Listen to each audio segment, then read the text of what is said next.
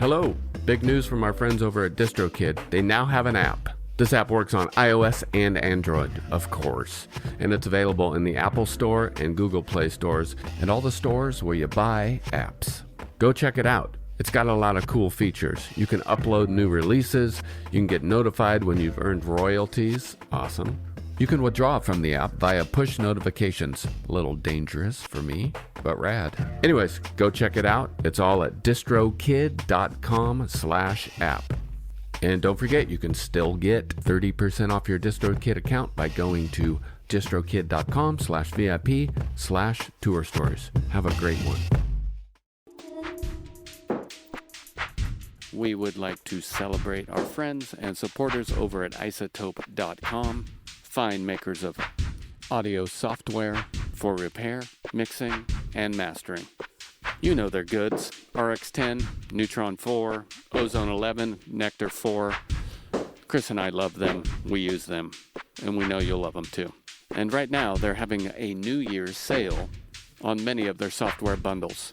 Go to izotope.com and check it all out. And use code RUIN10 when you check out to get your discount. Again, it's izotope.com. And enjoy. Hello, Tour Story listeners. Thank you for your continued support, and welcome to Season 4. I'd like to take a second to thank our friends and sponsors over at Izotope. Here at Ruinous, Chris and I rely heavily on easy-to-use tools like RX and Ozone for all of our audio repair, mixing, and mastering. Now, Tour Story listeners can get 10% off Izotope plugins or try Music Production Suite Pro for free for 30 days using code FRET10. That's FRET10. To get your discount and check out all of their easy-to-use products, go to izotope.com/ruinous. That's izotope.com/ruinous and use code FRET10. And thank you for listening. Hey, Jose. Hi, Joe. What's the haps? Well, I've been having a really great morning. Good. So that's... Mine wasn't great because I got a text from someone delaying this interview. What was with the delay, man? Was it worth it? It was absolutely worth it because I was getting me a couple of Marc Ribot tickets. Oh, fuck. You're right. True story. I would only delay this if there was a death and Marc Ribot tickets going on sale. So, but yeah, so thank you for your patience. I appreciate it. And I loved your, yes, Jose, of course, go get those tickets. So, not to let either of us down, I was 10:01. I had 2 tickets in my queue. So one for me and one for you. Yeah. If you're around, Jack London Review in February, and get to see the brilliant and unmistakable Marc Ribot in a very small venue. Oh, fuck. Faces melted, minds blown, and unbelievably inspired. So I can taste that guitar tone. I can. I totally believe it, and I wish I had $1 for every time I referred to.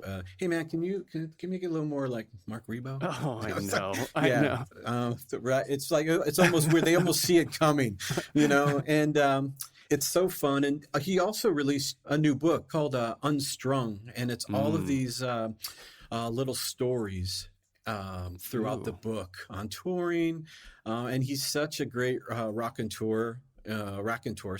Also a raconteur. When he needs to be, but he's a phenomenal writer, and it's fun to listen to his guitar playing because his writing almost mimics that. And oh man, that's great. It's serious but funny, and definitely his own thing. So a very, very poetic writer. I highly recommend you checking that book out. I'm gonna check it. So you're down there in Portland. How's the vaccination? How's it feel down there? I think it feels good. I think in Portland proper, people have embraced it and are kind of doing their duty to help protect each other. So you start getting outside of Portland, I think it gets a little sideways, but that's why I don't venture out too often, out that way. And but I think people are overall being smart about it and responsible. So, And what'd you get up to in the last 2 years? Tell me how you dealt with the shop and whatever else you did. Well, obviously, I really love staying busy and staying creative. So, with the shop, once the pandemic hit, it was pretty scary. Just like all of us, I was scared, and I was worried. I wasn't sure what was going to happen. But then once I got out of that headspace with the with the tools that I love utilizing in situations like this, it being obviously meditation and stoicism, and being a leader, of a shop and a family, essentially, it was time to kind of step up and figure out how we're going to maneuver through these waters. And I just took it on as another test. So, so we did. So the fast forward, the shop is still here. We're as strong as ever. And I believe we withstood, the first wave. And I love our community. I love my crew. And that's the only way we got through it was, to be honest, is just out of love for the drums and for revival. All right. That's great news for the world, and especially me. Yes. So but I really miss everybody. I'm glad that people are starting to tour again. And I heard a lot of tales of woe, but also some really, triumphant tales also about being home with family and focusing on other things and all of that. So a lot of good has come out of this also. Yeah. Did you get into any bad habits or good habits over the last year and a half or so? Let's see here. Well, I think what I tried to do was instill my good habits even more. Like I showed up, to either work on my book or go on walks even more. Like, Right. 2 walks turned into 3 or 4. I was able to, have a couple of creative sessions during the day. One in the morning like I normally would, and then maybe another one at night. I would journal more. So I think, habit-wise, I walk to the store and get food to make dinner with. That became a habit, which I loved, opposed to driving there or stopping by on the way home from the shop or running errands. So, everything in my life slowed down even before the pandemic. So, I think embracing the slowness of life, I definitely embraced. And bad habits, man, I wish I could have more resistance with, like a good burger or some good pasta. Like I think my eating habit, kind of would come in waves where I'm like, all right, I'm going to eat really well this week. And then others, I would just say, fuck it. And I'm going to eat fucking whatever I want because I want to. So I think that's what it is. Just kind of, I think eating I could have done better with eating. Yeah. That's for sure. You're telling me you squandered an opportunity to start smoking? Yes. Heavily? Yes. That's, boy, I didn't even go there. Dang. Yeah, I should have went there. Nice. So the good news is, amongst everything else you've just told me, the shop's still alive. Family's good, mostly good habits. You got a new book, The Drummers Ethos. Yes. I have not read it yet. It's in the mail, I believe. Ooh, thank you for that. I appreciate the support. Oh, of course. And, I appreciate you writing it. And I also appreciate writing the first book, The Stoic Drummer, which I literally have on my bedside. And I want to tell you, I have applied, before we get into the Drummers Ethos, or a Drummers Ethos, I applied a lot of the philosophies, etc., in A Stoic Drummer to drumming and music making, but also, and maybe more importantly for me, my band and my band culture. I'm not standing there like your book is a Bible in front of my bandmates, but I am sitting in the room, exercising some of the philosophies, and patience is something that has stuck with me from your book. Well, because patience is a shield, I think. So. Yeah.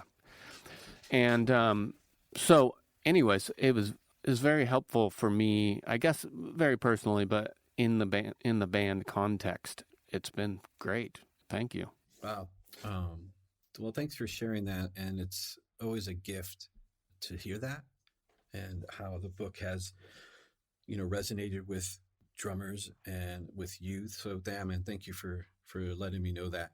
I never take that for granted. And I just love it because I know putting that book together was healing for me and a source that you can always go to, like a well that never runs out. That's great. And it's interesting that you're doing that because the way I embrace Stoicism, it's a compass for my life. I use it every day. And once I realized how Stoicism was, making me a better husband, father, friend, business owner, I, as you know, took that philosophy and applied it to drums. So, yeah, so it's kind of the co-title of a Drummers Ethos is life teaches you about drumming, drumming teaches you about life.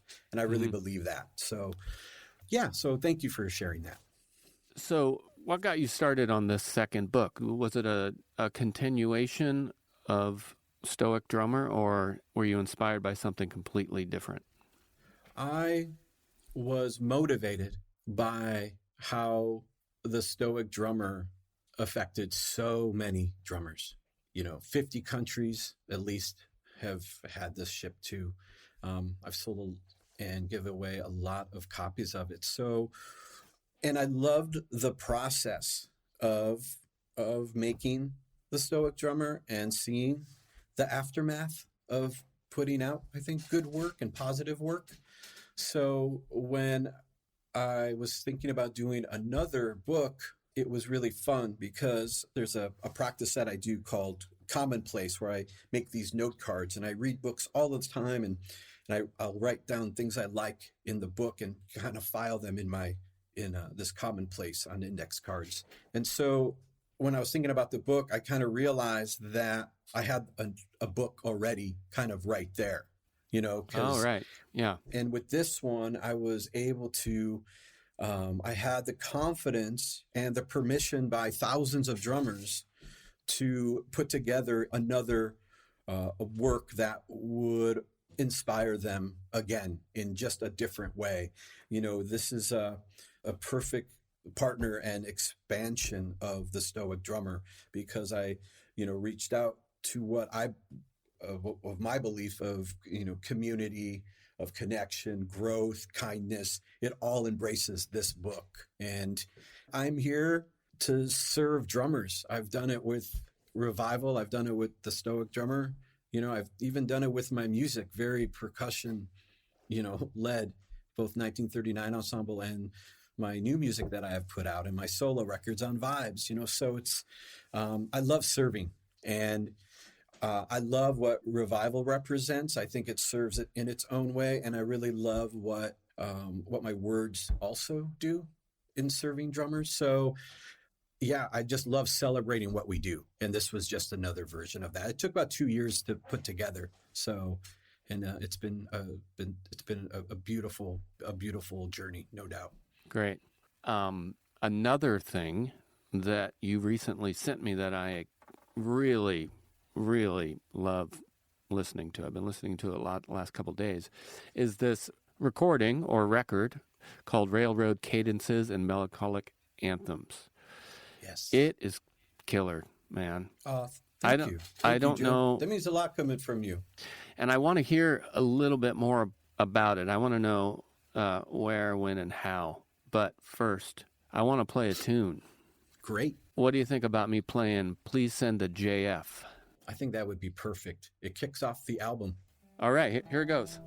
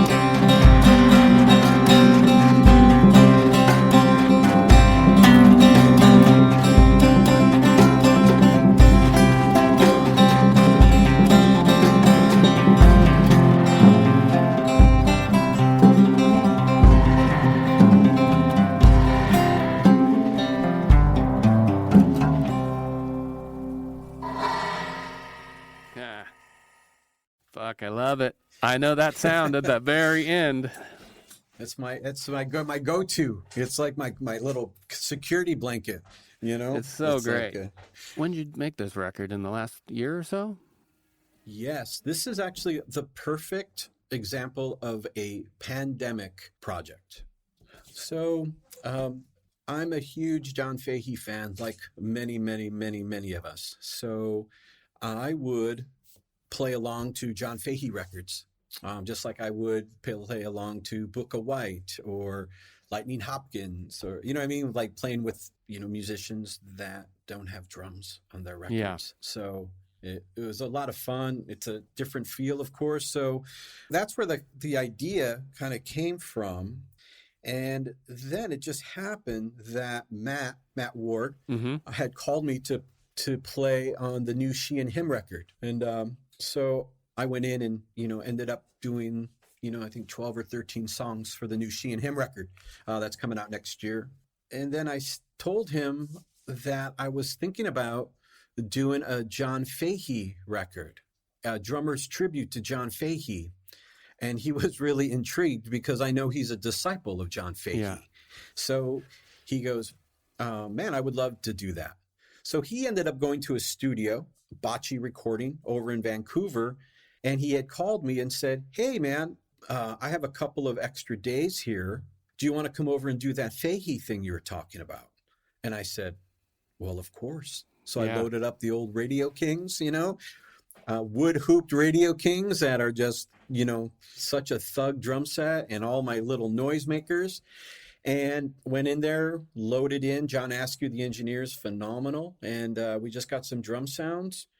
Matt rolled in, and I said, yeah, Matt, let's just have John Fahey be our lighthouse on this sea of music and tones and feedback and ideas, and let's just rip it. So we sat down, he was in his room, I was in my room, I could see him through the glass, and we just played. Right. So, so that was really fun, all improv. Uh-huh. And then I said, wow, that was a blast.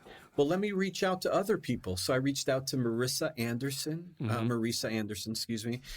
who is brilliant, as we all know. And she said yes because she wasn't on tour. So she's like, great, Jose, what time should we start? So next thing I know, I have literally an album's worth of material with just Marissa. I mean, we just really had a blast. And then I reach out to Chris Funk because he is also a John Fahey disciple, getting so excited that, when I watched like a John Fahey documentary, the first person they talked to was Pete Townsend. The second person was Chris Funk. Oh, my. So I reached out to Chris, and he was in town. He wasn't touring. Sure. So then I wrangle him for an afternoon. Then all I know is I have about an hour and a half of music that I then edited down with my friend John, just kind of like, oh, this one sounds good. This one makes sense. Mm-hmm. And he did a mix, and I got it mastered. I put it on my Bandcamp. And then it was on Bandcamp for about 3 days. And then Rob at Jealous Butcher says, Jose, I love this record. I have to put it out. I said, no problem. It's just going to cost you $1 million. Right. He says, thank you, Jose. And so Jealous Butcher does really well, apparently. No, I kid. But so that's the essence of the record. It's built on honesty. It's just a couple of musicians who respect and trust each other.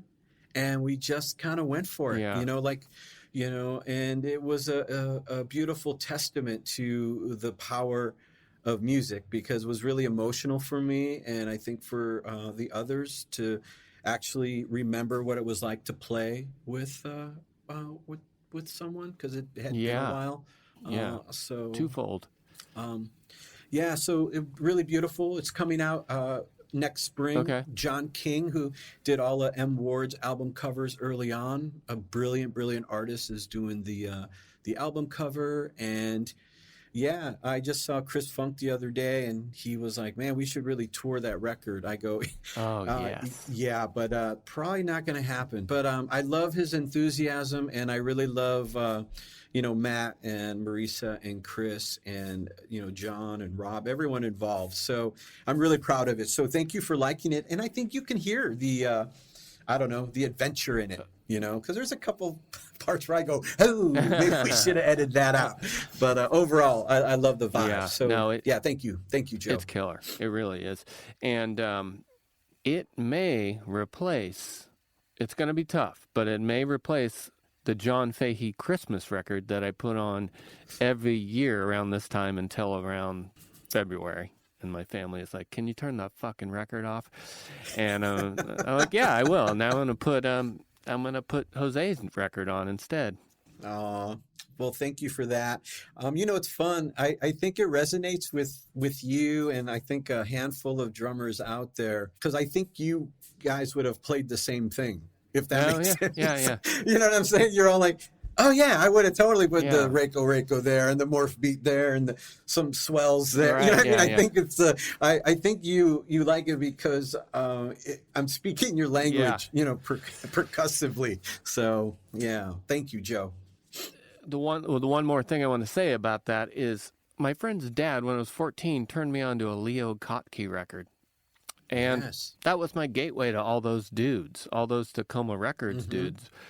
And I have found that a lot of drummers are into that Tacoma Records, apparently Salem, Oregon vibe.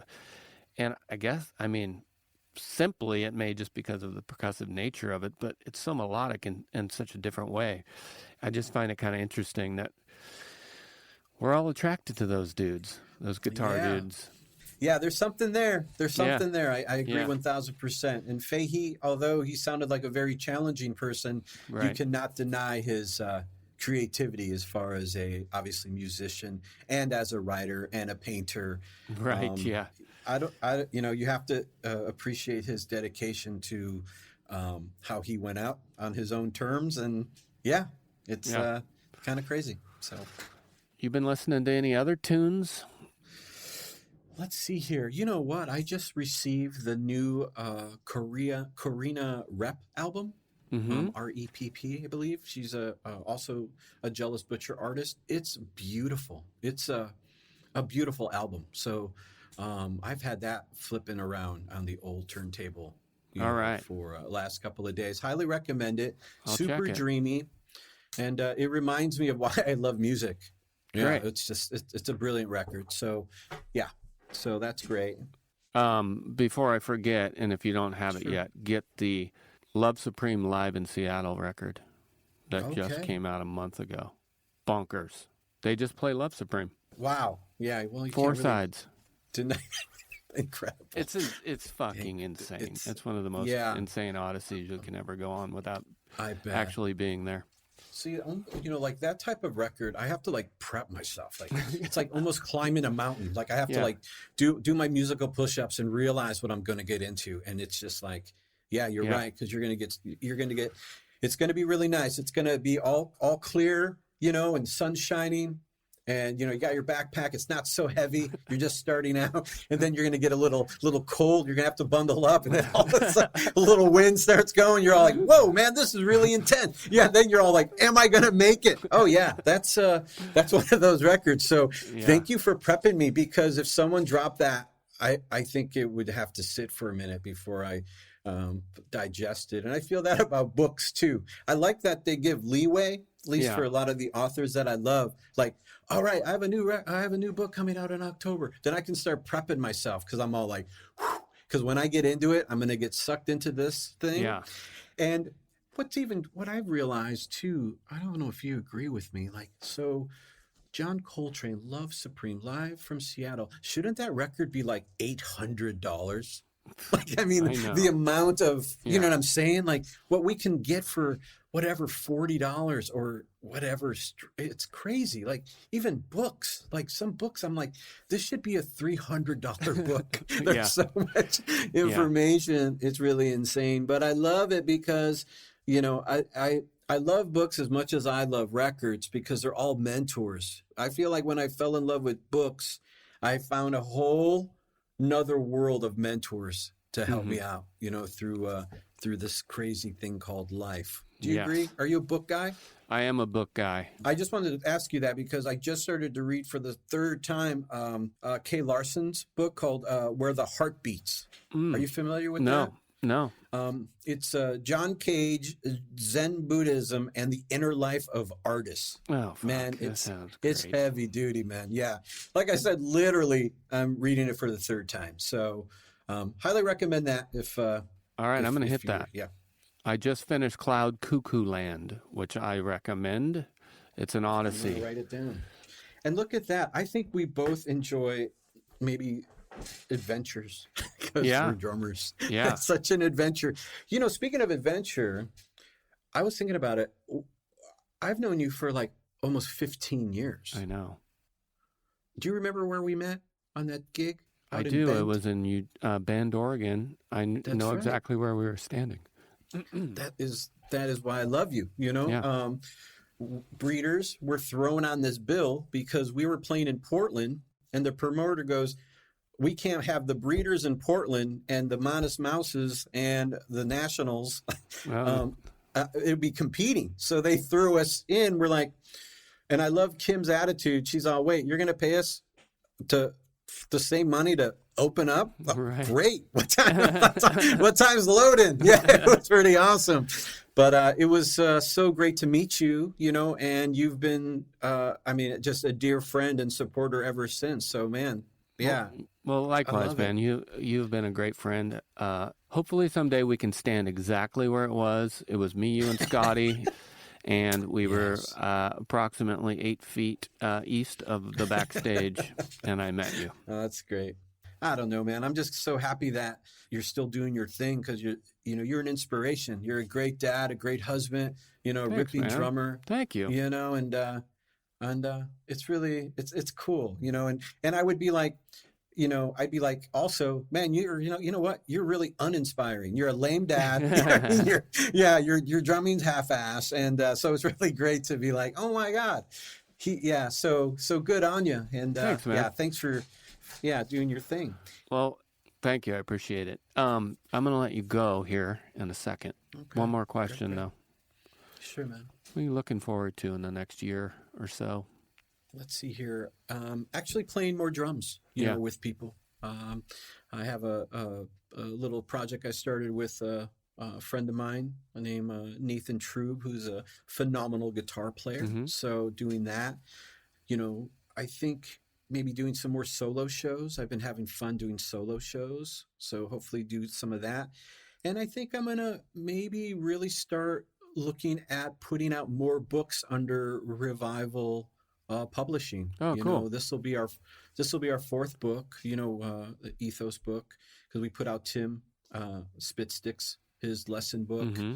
And I just talked to another drummer artist friend of mine. I think I'm going to put out his book, and I have a third book that's already done, and I'll probably drop that in the spring also. All right. Wow. So yeah. And Revival, we did a sample library that's coming out, which is coming along and sounding phenomenal. And that's it, man. And even living this deliberate life that I'm living, just, walking more and, showing up for my son and wife every day. So that's what I look forward to. And man, maybe eating less hamburgers. Don't do that. Thank you, Joe. I'm going to hear that when I'm all like, maybe I should get the salad. Do that. Yeah. Dude, crazy. That means the world to me, and this is why we talk today. That's right. That's because. So. All right, man. Well, thank you for everything. Thank you very much. It's great to talk to you. I can't wait to hang with you down there in Portland. Oh, I would love that. All right. Yeah, that would be great. All right. Well, if you travel safe, and otherwise, take care of your bad self. I will. Thank you, all right. Joe. Thanks again, man. Love you too. Cool, man. Bye.